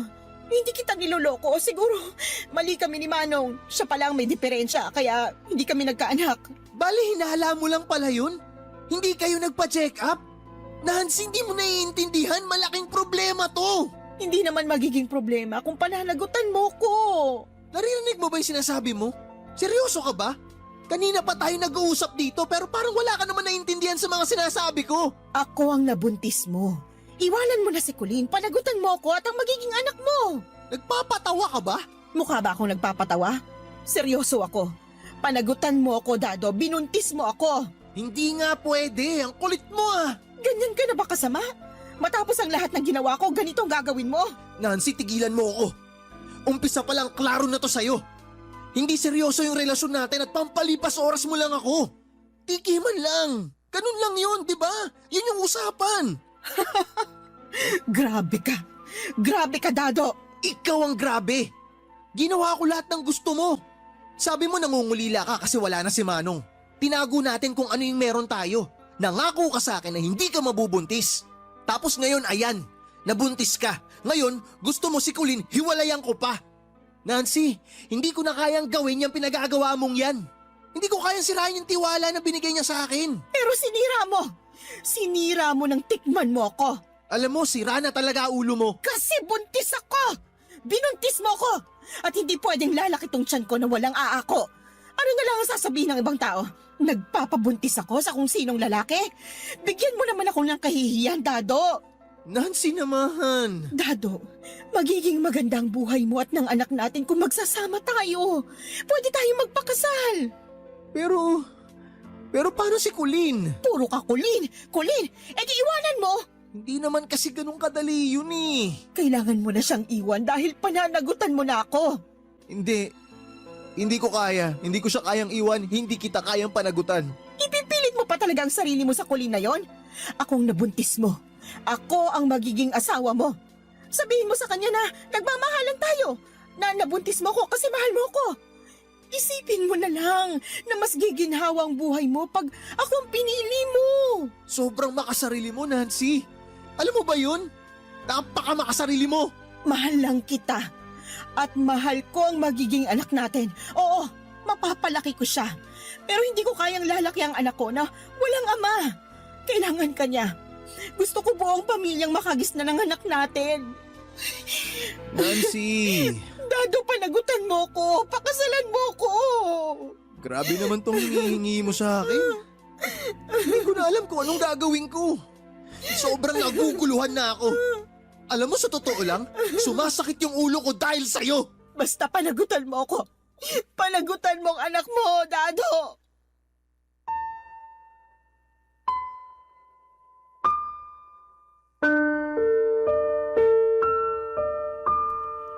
Papadudot, alam kong kasalanan ko kung bakit ako napunta sa sitwasyon na ganito. Napakabigat ng bawat hakbang ko na para bang ang bigat ng mundo ay nakasabit sa mga balikat ko. Si Nancy ay naging sanhi ng pinakamalaking gulo sa buhay ko. At sa mga oras na yon ay hindi ko alam kung paano ko sasabihin kay Colleen na niloko ko siya. Ang hirap ng bawat gabi at hindi na ako makatulog ng maayos. Naisip ko si Colleen, ang kanyang ngiti at kung paano niya ako laging sinusuportahan sa lahat ng bagay. Siyang naging dahilan kung bakit nagsusumikap ako sa pagtitinda ng fishball. Pero paano ko magagawang tumingin sa kanyang mga mata pagkatapos ng lahat ng ito? Tiyak akong masisira siya kapag nalaman niya ang katotohanan. At sa sandaling yon ay mawawala na rin siya sa buhay ko. Ang ideya pa lang na iiwan niya ako ay parang espada na tumusok sa puso ko. Hindi ko rin alam kung paano haharapin si Nancy. Paano ko maalagaan ang magiging anak namin kung mismong ako ay hindi pa handa. Pinipilit ko mag-isip ng paraan pero parang kahit na anong gawin ko ay walang tamang sagot, papadudot. Alam kong hindi ko dapat talikuran ang responsibilidad ko kay Nancy, pero paano ko naman magagawang baliwalain ang pagmamahal ko kay Colleen? Sa tuwing iniisip ko ang kinabukasan ay para akong hinahatak ng dalawang magkasalungat na direksyon at wala akong matakbuhan. Ang pinakamasakit ay alam kong sarili ko lang ang may kasalanan. Ako ang gumawa ng gulo na ito at ako rin ang kailangang magdusa sa mga desisyon kong mali, papadudot. Pero paano ko sisimulan ang pagtutuwid ng lahat? Si Colleen ang pangarap ko pero paano ko magagawa na abutin ang pangarap ko? Si Nancy at ang magiging anak namin ang obligasyon ko ngayon. Pero paano kung hindi ko magampanan ang tungkulin ko? Sa gitna ng lahat ng ito ay tanging isang bagay ang malinaw, papadudot. Kailangan kong harapin ang katotohanan at gumawa ng desisyon. Kahit gaano pa ito kasakit. Barangay Love Stories. Barangay Love Stories. Papadudod sa mga oras na yon ay parang gusto kong huminto ang lakas or ang lahat para makapag-isip ako kung ano ang mga dapat kong gawin. Hindi ko alam kung hanggang kailan ko may tatawid ang sitwasyon na yon at araw-araw akong kinakain ng konsensya. Nakipagkasundo ako kay Nancy na bigyan niya na lamang ako ng panahon at Itinago ko kay Colleen ang tungkol sa pagbubuntis ni Nancy. Alam kong mali pero takot akong sabihin ang katotohanan. Sa tuwing magkasama kami ni Colleen ay nararamdaman ko ang bigat sa dibdib ko. Lalo na kapag tumitingin siya sa akin ang puno ng pagmamahal at pagtitiwala. Iniisip ko na paano niya ako magagawang patawarin kung malalaman niyang niloko ko siya. Sa bawat araw na lumilipas, parang mas lalo akong nilalamon ng takot. Iniisip ko na paano kung sa ibang paraan niya malaman ang lahat. Paano kung manggaling ito kay Nancy mismo? Hindi ko alam kung paano haharapin ang galit at sakit ni Colleen kapag dumating ang araw na yon. Pero kahit anong pilit kong itago, alam kong hindi habang buhay kong maitatago ang katotohanan. Ang bawat kasinungalingan ay parang bomba na naghihintay lamang na sumabog. At dumating nga ang araw na yon, Papa Dudut. Isang mahabang gabi sa buhay ko, pakiramdam ko noong pumunta ako sa bahay ni Nancy ay parang may nakasunod sa akin. Ramdam ko talaga na sinusundan ako ni Colleen at alam na niya ang totoo. At makikipag-break na siya sa akin. At tama nga ang hinala ko, nahuli niya kaming nag-uusap ni Nancy. At tandang-tanda ko ang mga titig ni Colleen sa akin. Puno po ito ng galit. Kitang-kita ko kung paanong nadurog ang puso niya. Eto na ang bomba. Sasabog na. Parang kumukulong mantika na inihagis sa kalan ang malamig na fishball. Nag-aalboroto ito na parang sumasabog na bulkan. Hindi ko maipaliwanag ang sakit na makita siyang umiiyak dahil sa akin, Papa Dudut.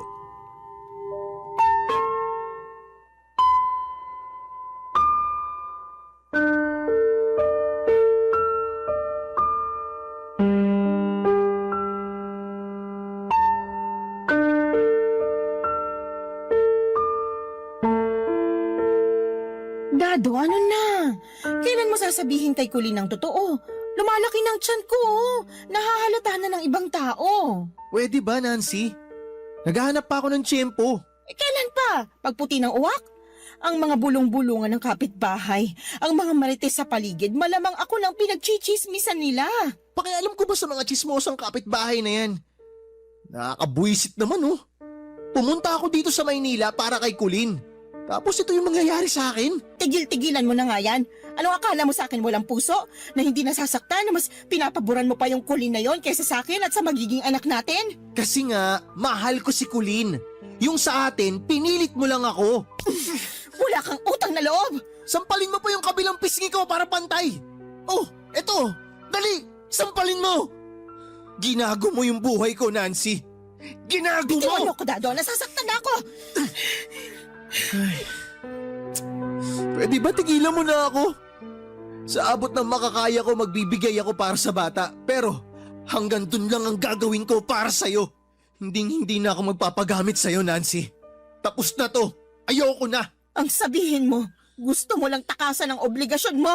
Dahil alam mo na kaya kong buhayin ang anak natin. Ayaw mong panagutan ang anak natin. Dado! Colleen, Tama naman palang nasagap kong balita. Tama nga ang kutob ko. Mga walang ya kayo. mahal. Colleen, magpapaliwanag ako. Ano bang paliwanag ang kailangan kong marinig? Nagawa mong pumatol sa matandang babaeng to dahil sa pera niya. Magdahan-dahan ka sa pananalita mo. Nasa pamamahay kita. Trespassing ang ginagawa mo. Huwag mong ibahin ang usapan. Hindi trespassing ang issue dito. Malas mo lang na tsempohan ko kayo dito mismo sa bahay mo. Hindi ko kasalanan na hindi mo nakandado yung pinto kasi tatanga-tanga ka. Ang totoong issue dito, kahit kulubot na yung balat sa gitna ng hita mo, pinapakamot mo pa rin sa tauhan ng fishballan nyo. Maggagamit ka. Ang kapal na mukha mong matandang hukluban ka. Abay, sumusobra ka ng babae ka. Nancy, teka. Saktan mo ako, subukan mo. Umalis ka sa pamamahay ko. Bago ko umalis, tanggapin mo muna tong ibibigay ko sa'yo! Colleen, tama na yan. ka. Ang kapal ng mukha mo. Nancy, tama na. Huwag mo na siyang patulan. Kumalma ka na muna. Pakiusap, huwag mo sasaktan si Colleen. Ako ang sinampal niya. Ako ang sinaktan ng babaeng yan. Sumugod siya dito para sampalin at ipahiya ako. Pwede ba, Dado, umalis ka sa harapan ko? Hindi pa kami tapos ng amoy lupang babaeng to na pinaglihisan uno sa punso! Alam mo ang dapat sa'yong matanda ka ka, inilalagay ka sa kumukulong mantika ng fishball. Ang saya mo, no? Habang tinutuhog ka nito ni Dado, enjoy ka kahit alam mo na may girlfriend na siya. Mahal, makinig ka sa akin. Ikaw lang ang mahal ko, ikaw lang talaga. Tigilan mo yung kakamahal mo sa kanya dahil magkakaanak na tayo! Nancy, pwede ba tumahimik ka na? Aba, bakit ako tatahimik sa sarili kong bahay? Tama naman ang pinagsasabi ko Ngayong alam na ng babaeng yan ang totoo tungkol sa atin at malamang nakikinig ng mga marites dyan. Ipapangalandakan ko na sa lahat na binuntis mo ko! Buntis ako at ikaw ang ama na magiging anak ko! Nancy naman, nakikiusap ako sa'yo. Tigilan mo na to. Tumigil ka na. Tigilan mo nga yung kaaarte mo dyan, Dado. Magkakaanak na kayo ng matandang yan? Eh di congratulations! Hindi ka na lang tindero ng fishball. Nag-level up ka na. Ikaw na ang may-ari. Pinalitan mo na si Manong sa pwesto niya. Ibang klase ka rin talaga. Ang dumi mo, Dado! Colleen, mahal. Wag mo na akong tatawaging mahal. Hindi pagmamahal ang tawag sa ginawa mo sa akin. Demonyo ka! Hindi totoo yan. Mahal kita. Hindi pagmamahal ang ginawa mo, Dado. Naniwala pa naman ako sa'yo na gusto mong tuparin yung kasal na pinangarap natin.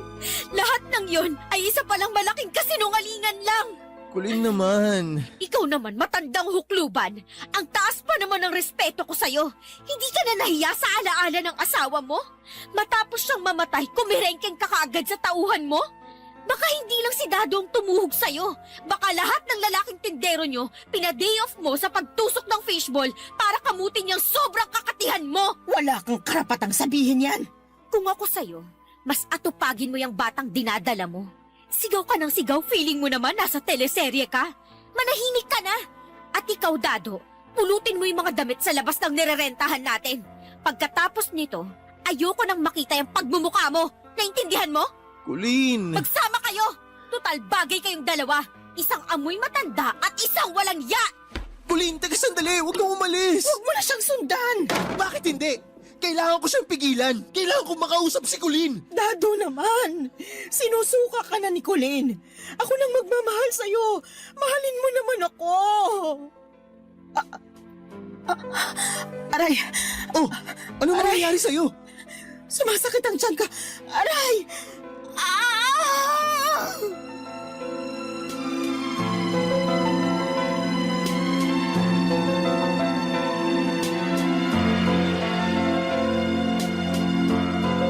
Papadudot, kitang-kita ko kung paano nadurog ang puso ni Colleen habang nakatitig siya sa akin bago siya tuluyang umalis. Hindi ko may paliwanag ang sakit na nararamdaman ko noong makita ko ang mga luha niya. Dahil alam kong ako ang may sala ng lahat. Ako ang dahilan ng bawat patak ng kanyang luha. Parang tinutusok ng matatalim na karayom ang puso ko, Papadudot, at gusto kong sundan siya pero kailangan kong dalhin si Nancy sa ospital. Sobrang gulong-gulo ako sa mga oras na yon. Ang sakit ng mapagtanto na ang babaeng mahal na mahal ko ay nasira ko dahil sa mga maling desisyon ko at tuluyang lumalayo na sa akin. Hindi ko alam kung ano ang dapat kong gawin, Papadudot, si Colleen ang mundo ko, pero para bang mailap na siyang mapapasa akin pang muli.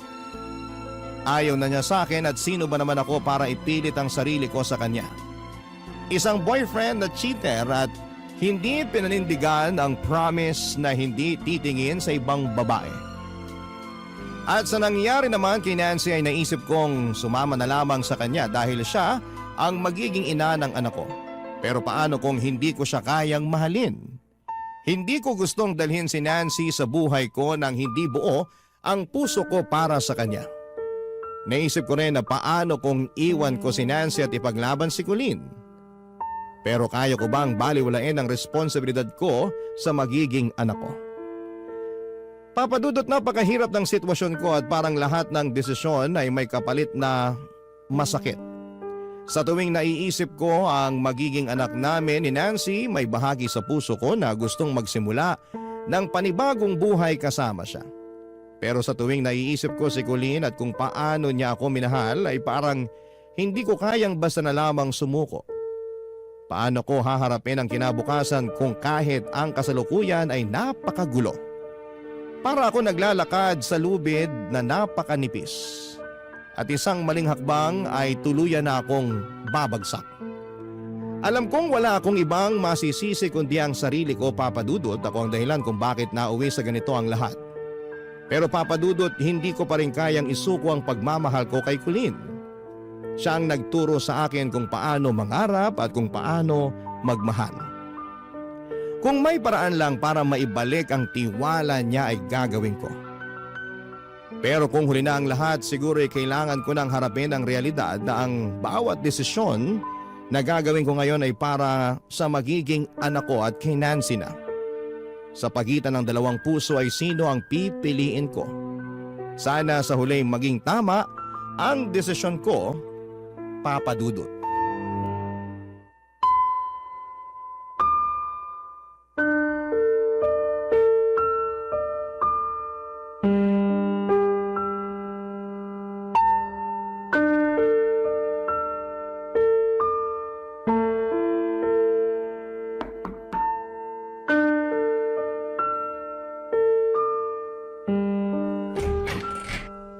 Colleen, mahal. Sinabi ko na sa'yo na wag ka nang magpapakita sa akin, di ba? Nabigay ko na ang mga gamit mo ah. Ano pang ginagawa mo rito? Mahal, mag-usap naman tayo. Pag-usapan natin to ng maayos. Pwede bang wag mo na akong tawagin ng ganyan? Nandidiri ako. Para akong fishball na dinilaan tapos sinawsaw sa sauce tapos didilaan na naman. Ganon karumi ang pakiramdam ko. Duming-dumi ako sa sarili ko, Dado. Kaya wag mo na akong tawaging mahal. Umalis ka na. Colleen, alam ko nagkasala ako sa'yo. Aaminin ko, wala akong itatago. Lahat yun, kasalanan ko. Nasaktan kita. Pero gusto mo akong saktan ulit, sige gawin mo. Gusto mo ako sampalin? Sampalin mo ako. Lahat ng gusto mong gawin sa akin, gawin mo na. Okay lang. Basta wag mo lang akong iwan. Pakiusap naman. Ang lakas naman talaga ng apog mo para makipag-bargain ng ganyan sa akin. Matapos ng ginawa niyo nung amo mo, sa tingin mo may gana pa akong makipagbalikan sa'yo? Gugustuhin ko bang halikan niyang labi mo na alam kong nalawayan na nung babaeng yun? Parang awa mo na, Huwag Colleen. mo akong iyakan! Ang pangit mo, tanga! Ginusto mo lahat ng to, di ba? Kaya magdusa ka! Umalis ka na! Alis! Colleen, magsimula tayo ng panibago. Magsimula tayo ulit. Umunta tayo sa ibang lugar. Doon tayo bumuo ng pamilya natin. Baliw! Gumising ka nga! Hindi na kita mahal! Puot at galit na lang ang natitira sa puso ko para sa'yo. Colleen naman. Sige na, umalis ka na! Colleen. Alis! Bakit ayaw mong umalis, ha? Ang kulit mo, ah! Ayokong umalis kasi gusto kong sabihin sa'yo na mahal kita. Ikaw ang mahal ko, walang iba. May gana ka talagang sabihing mahal mo ko? Ang kapal ng mukha mo? Kasi yun ang totoo. Kung mahal mo ko, hindi ka gagawa ng bagay na ikakasira ng tiwala at pagmamahal ko sa'yo. Alam mo, nagpapasalamat ako sa'yo kasi alam ko naman na minahal mo ko. Sinundan mo ko dito sa Manila para may makasama ako. Nandun ka naman nung mga panahong pagod na pagod ako sa kakatrabaho. Pinagaan mo lahat ng mga karga ko noon. Pero hanggang dun na lang yun. Pwede ko pa rin naman to pa rin yung mga pangako kong yun eh. Tanga ka ba? Wala nang tuto pa rin. Yung mga pinangakong tinutupad, para lang yun sa dalawang taong nagmamahala ng tapat. Hindi ka tapat. Yung dating Dado, yun ang mahal ko. Pinanghahawakan ko yung pangako niya noon na mag-iipon kami ng pera para magpakasal sa probinsya. May pagmamayabang ko sa mga kaibigan ko na may forever kaming dalawa. Sabi pa niya, doon na kami titira sa probinsya at magtatayo ng tindahan para mapagkunan sa pang-araw-araw na gastusin. Hindi niya na ako papayagan na mamasukan sa ibang bahay dahil magiging maayos na ang buhay namin. Yung Dado na kilala ko, mahal ako noon. At hindi niya ako sinasaktan ng ganito. Colleen, patawarin mo na ako. Nakikiusap ako sa'yo, patawarin mo na ako. Patawad. Sige na, umalis ka na. Alam mo, kailangan ka ng magiging anak mo. Alagaan mo yung pinili mo. Ikaw ang pipiliin ko. Alam mo ba na mahirap sa isang babae na matapos mabuntis iiwan lang ng lalaki? Ano yun? Ginawa mo lang siyang parausan? Iniwan ng nanay ko ng lalaking nakabuntis sa kanya at ako ang naging bunga nun. Lumaki ako na hindi nakikilala ang tunay kong tatay. Walang araw na hindi ko inisip na paano kaya ang naging buhay ko kung kasama ko ang tatay ko. Parang awa mo na, patawarin mo na ako, Colleen. Huwag mong iwan si Nancy. Pangatawanan mo yung ginawa mo. Magpakalalaki ka. Kailangan ka ng anak mo. Kailangan niya ng amang magpapalaki sa kanya. Saka hindi tayo kasal. Kaya malaya kang gawin ang gusto mo. Malaya kayong magsama ni Nancy. Malaya kayong bumuo ng pamilya. Masayang pamilya. Pero paano ka pag wala na ako? Kaya ko sarili ko. Kakayanin ko. Siguro hindi nga tayo para sa isa't isa. Kaya ikaw, dun ka na kay Nancy. Dun ka sa anak mo. At ipangako mo sa akin na magiging mabuting ama ka sa anak mo. Kulin naman. Ipangako mo. Oo na, sige. Ipinapangako ko. Magiging mabuting ama ako sa anak ko. Sige na. Umalis ka na. Kailangan ko na rin magpahinga. Maaga pa ang pasok ko bukas.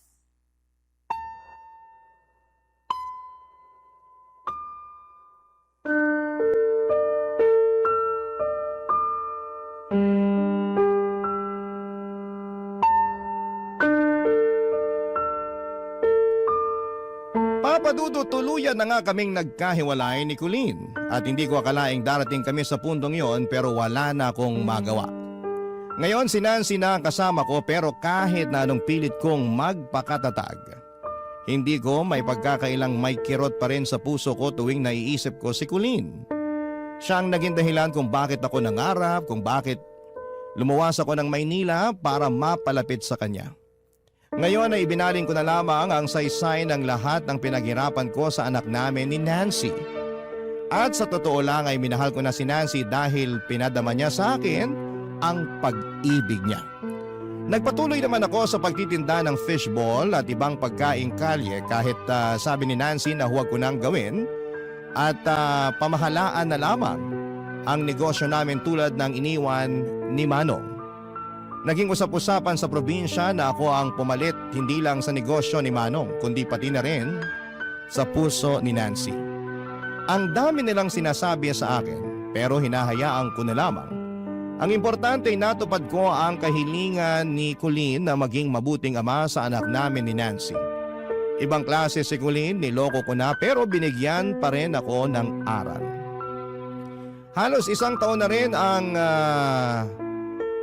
lumipas at hindi ko na nga nakita si Colleen, Papadudot. May nakapagsabi sa akin na namasukan na raw siya bilang domestic helper sa Middle East. Ang hirap isipin na nasa malayo na siya. Iniisip ko kung kumusta na siya, kung masaya ba siya, sana'y nasa mabuti siyang kalagayan. Hiling ko lang na sana'y makahanap siya ng lalaking magmamahal sa kanya ng totoo. Yung hindi siya sasaktan at hindi siya lolokohin. Hindi siya bibiguin, hindi tulad ng nagawa ko. Pero kahit na anong pilit ay hindi ko magawang kalimutan si Colleen. Pero hindi ibig sabihin ay hindi ko mahal ang pamilya ko. Mahal ko ang anak ko at si Nancy. Ngayon sa bawat araw na nilalako ko ang fishball ay pinipilit kong itusok din ang sakit ng nakaraan. Ang bawat kanto, ang bawat mukha ng mga suki parang paalala ng mga pangarap ko dati. Napatawad ko na ang sarili ko, sa mga pagkakamali ay may natutunan naman ako. Ang inyong forever kapuso at kabarangay, Dado.